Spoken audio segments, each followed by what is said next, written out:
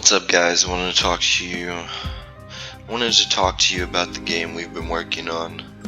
We're going with the working title right now called kCell.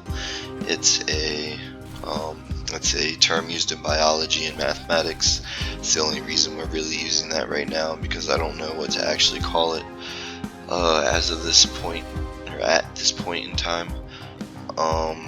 We are in a prototype stage, more so in an from an art standpoint. There's pretty good amount of I guess you could say mechanical development in the background, but we are in a prototype state. As far as the art goes, you'll notice that some of the models are literal spheres that I've layered together, or that the ion beam weapon is a literal beam renderer, or like some other small things that I'm sure you will notice, like the GUI as well. Like I'm not very good at making things pretty. We will find somebody on the tail end when that actually becomes an issue. So for right now, I just really want to demonstrate like the functionality of the game itself, not so much a highlight reel or anything like that. Just kind of get some resources out on what the game is, what it's about, how to play it, things like that, because I get a lot of questions and actual requests for videos when I talk to people about it, so I figure we may as well get over that hurdle and get these videos done. So moving in to the actual video itself, this is the title scene. There's not much to show for right now because we don't have some features. The only thing, well, actually, it's not some features. The options I don't have set up yet, because that's going to be stuff like for controlling audio and movement sensitivity and things of that nature. The new game, load game, and exit all work. There's actually a button down here. You'll notice we can actually get that screen to disappear, and it's kind of at the end of the to-do list, but before we do finish, there will be an arcade mode in which you can kind of just like drop weaponry and try to decimate as many cells as you can, and I think maybe we'll have like a score or something that lets you unlock some type of feature in the game. Moving on to our cell selection, the only ones that we can really talk about right now are the red, the blue, and the yellow cell. These are the only three that have abilities that are basically fleshed out, and I wouldn't say in stone, but I like them very much, and they do work, so I don't know that I will be changing them. Originally we had the secondary cells, the green, the orange, and the purple, which we're going to have a combination of their primary cells ability. So blue and red would have, or purple and would have blue and red's ability, but I think I want to take that a different direction, so as of now I can't actually tell you what their abilities will be. I'm going to go ahead and start off with the red cell, just because I'll show you its ability. We're not going to have time to talk about all three and get this done in under 15 minutes, so I will do a specific video on the cell abilities. I think there's going to be a lot of stuff that I actually have to do specific smaller videos on. So these three spheres at the bottom, just some placeholder spheres I put in. They represent your water, your health, and your energy.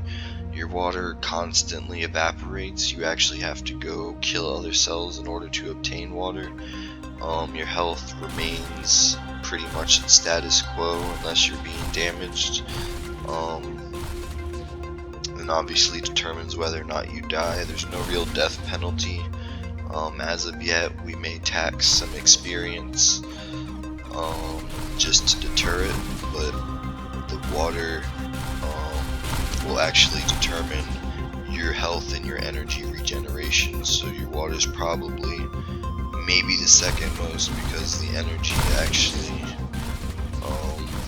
the energy controls a lot from like your moving, like in your running. Like if you want to jump and sprint, you have to use energy. All your weapons require energy to fire, and your movement speed itself is based on your current energy. So what you'll find is if you get really low water, you have really low energy, and you don't have that ability to regenerate your energy, you'll start moving really slow, and it'll be harder to dodge. So you're gonna want to you've got to kind of keep an eye on that balance. Above that is the an experience bar. It's kind of hard to see because it's thin and white. I'll try to kill something so that it changes. You can actually see it. Not take a grenade to the face. Oh well, I gotta do a second one.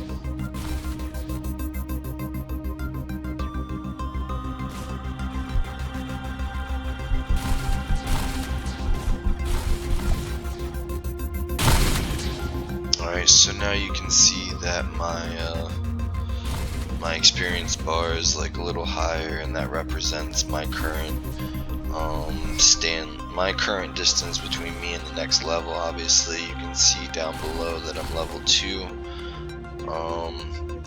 The GUI at the top that are just text right now represent my current weapon, my current carbon, and my current salt.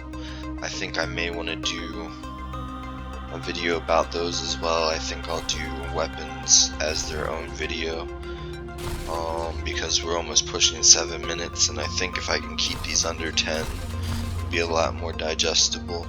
So the next thing I guess that would be on topic would be the blue bar on top of my experience bar, and this represents the cooldown of my current special ability, which each cell will have,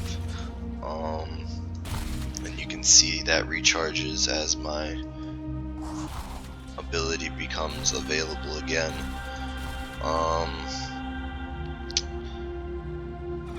Obviously, should I explain the radar? Okay, I'll explain the radar slightly. Obviously the red ones are your enemy and the green ones are your allies, but there are objects in the game that are particles you can interact with. Again, I will make a video on that, and that's how you'll be able to identify those particles, as they'll be black spots on your mini-map. And we got water covered, health covered, energy covered, experience covered, the ability cooldown covered, the level label, mini map. We're gonna do the weapons and the grenades and stuff in the next video. So I think what we should cover is the upgrades.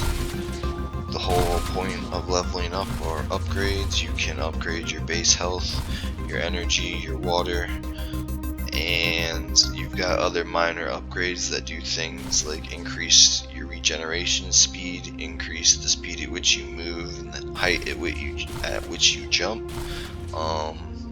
There's some features I haven't even told you about, like the ability to construct things, and that's because they're not fully fleshed out yet, and you'll be able to make those structures larger, reducing the amount of damage that you take from other weapons, increasing the amount of damage that you do with certain types of weapons, like the ion cannon, and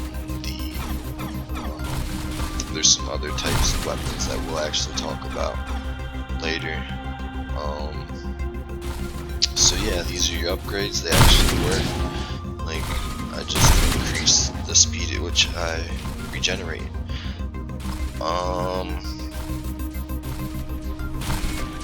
I feel like that was actually pretty on topic, which is rare for me, so I think I'm gonna cut it off here while I'm still ahead and haven't taken some rabbit hole or tangent, and say that I will see you guys in the next video.